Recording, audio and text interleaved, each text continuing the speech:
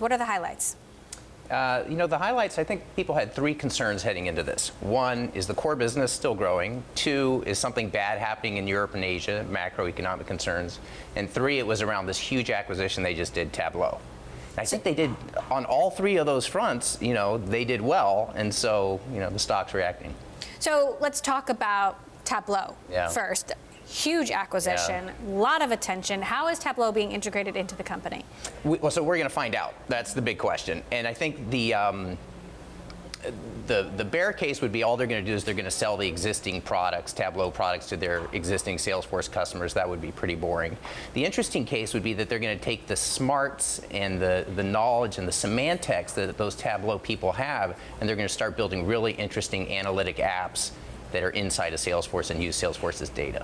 Do you see Salesforce continuing to use acquisitions to stay fresh? I mean, we've seen the rivalry between Salesforce and Oracle, between Mark Benioff and Larry Ellison, and I wonder if Benioff's secret to attempting to not become Oracle is to continue to buy.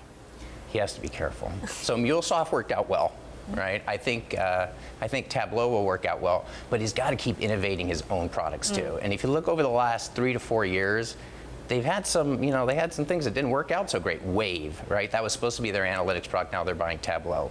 Einstein, I think the jury's out on Einstein. Lightning, their new platform, I think the jury's out on that. So they have to make sure that they continue to innovate themselves, and that's one of his big, pushes right now in terms of the core values is innovating internally. So what are the biggest threats then to Salesforce? Is it an upstart? Is it Oracle? No, the biggest threat is that they don't deliver good new products. They upset their customers, and their customers don't buy more stuff. It's that simple. So their customers have to trust them, have to like what they're doing, and keep buying more stuff from them.